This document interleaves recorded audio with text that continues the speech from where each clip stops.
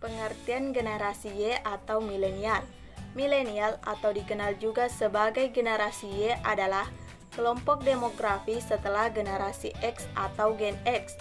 Tidak ada batas waktu yang pasti untuk awal dan akhir dari kelompok ini. Para ahli dan peneliti biasanya menggunakan awal tahun 1980-an sebagai awal kelahiran, sedangkan pada pertengahan tahun 1990-an hingga awal 2000-an sebagai akhir kelahiran. Milenial pada umumnya adalah anak-anak dari generasi baby boomers dan Gen X yang tua. Milenial kadang-kadang disebut sebagai eco boomers karena adanya booming atau peningkatan besar tingkat kelahiran di tahun 1980-an dan 1990-an.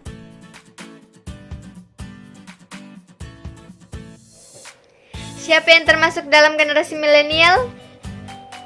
Yang termasuk dalam generasi milenial adalah generasi muda yang berumur 17-37 pada tahun ini.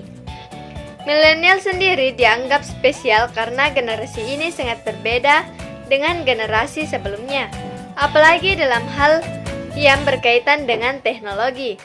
Generasi milenial memiliki ciri khas tersendiri, yaitu mereka lahir pada saat TV berwarna, handphone juga, internet sudah diperkenalkan, sehingga generasi ini sangat mahir dalam berteknologi. Karakteristik generasi milenial. 1. Milenial lebih percaya user-generated content daripada informasi searah. 2. Milenial lebih memilih ponsel dibanding TV. 3. Milenial wajib punya media sosial. Yang keempat, milenial mulai banyak melakukan transaksi tanpa uang tunai. Yang kelima, milenial kurang suka membaca secara konvensional. Yang keenam, milenial lebih tahu teknologi dibandingkan orang tua mereka. Yang ketujuh, milenial cenderung tidak loyal namun bekerja efektif. Cara menjadi generasi milenial yang bermanfaat adalah yang pertama, berpikir kritis. Terbukalah dengan apa yang ada di sekeliling kita seperti politik, ekonomi, sosial, hingga budaya. Cobalah untuk berpikir kritis, mencari tahu apa yang dapat dikontribusikan untuk memecahkan masalah di sekitar kita. Yang kedua, yaitu digunakan media sosial secara bijak. Pergunakanlah media sosial dengan bijak. Hindari penyebaran informasi tanpa fakta atau biasa disebut dengan hoax. Yang ketiga yaitu bantu orang lain. Cobalah untuk membantu banyak orang sehingga kita dapat menjalani hubungan baik dengan banyak orang. Yang keempat, membuat visi yang realistis.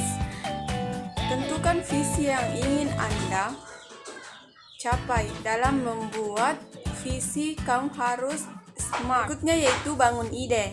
Setelah kamu memiliki visi yang smart, buatlah ide yang dapat membantu Anda membuat visi Anda tadi. Diskusikan ide dengan orang-orang di sekitar kamu. Jangan takut ide kamu dicuri karena itu tidak ada ide yang original. Dan ingatlah, ide itu murah, yang mahal itu eksekusinya. Susah cari kerja, buat startup. Sekarang ini zamannya industri kreatif. Carilah masalah yang ada di sekitar kita dan selesaikanlah sesuai dan melalui startup. Dengan begitu, kamu dapat membantu orang lain yang memiliki masalah sama dengan kamu.